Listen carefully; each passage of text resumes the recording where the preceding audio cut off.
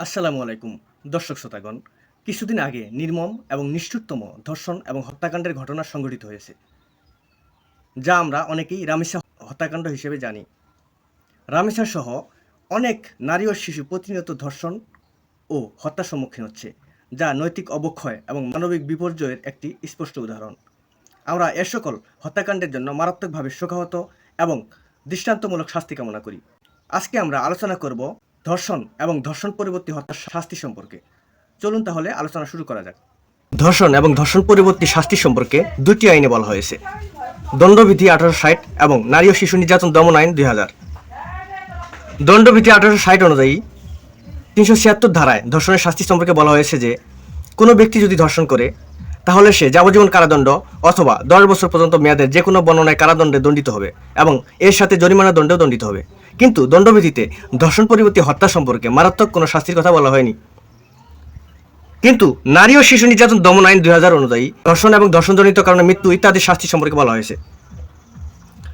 নারী ও শিশু নির্যাতন দমন আইনের 9 ধারায় ধর্ষণের শাস্তি সম্পর্কে বলা হয়েছে যে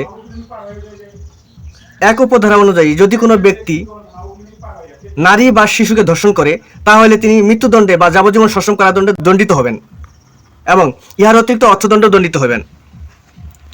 2 উপধারায় বলা হয়েছে যদি কোনো ব্যক্তি কর্তৃক ধর্ষণ বা উক্ত ধর্ষণ পরবর্তী তাহার নানাবিধ কার্যকলাপের ফলে ধর্ষণের শিকার নারী বা শিশুর মৃত্যু ঘটে তাহলে উক্ত ব্যক্তি মৃত্যুদণ্ডে বা যাবজ্জীবন সশ্রম কারাদণ্ডে দণ্ডিত হইবেন এবং ইহার অতিরিক্ত কমপক্ষে 2 লক্ষ টাকা পর্যন্ত অর্থদণ্ড দণ্ডিত হইবেন।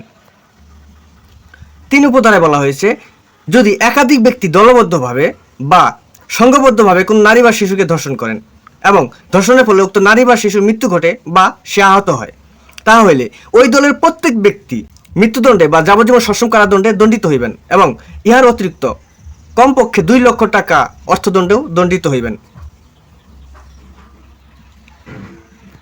4 উপধারায় বলা হয়েছে যদি কোনো ব্যক্তি কোনো নারী বা শিশুকে ধর্ষণ করিয়া মৃত্যু ঘটানোর বা আহত করার চেষ্টা করেন তাহলে উক্ত ব্যক্তি মৃত্যুদণ্ডে বা যাবজ্জীবন সশ্রম কারাদণ্ডে দণ্ডিত হইবেন এবং ইহার অতিরিক্ত অর্থদণ্ডও দণ্ডিত হইবেন।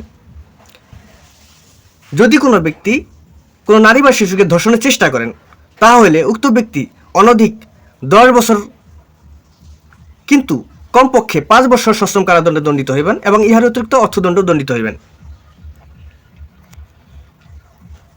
যদি কোনো ব্যক্তি কোনো নারী বা শিশুকে ধর্ষণের উদ্দেশ্যে শরীরে কোনো অঙ্গ, ধারালো অস্ত্র, রাসায়নিক পদার্থ বা অন্য কোনো উপকরণ ব্যবহার করিয়া কিংবা অন্য কোনোভাবে নারী বা শিশুর অঙ্গে কোনো মারাত্মক ক্ষতি সাধন করে তাহলে সেই ব্যক্তি মৃত্যুদণ্ড বা যাবজ্জীবন কারাদণ্ডে দণ্ডিত হইবেন এবং ইহার অতিরিক্ত কমপক্ষে 3 লক্ষ টাকা অর্থদণ্ডে দণ্ডিত হইবেন।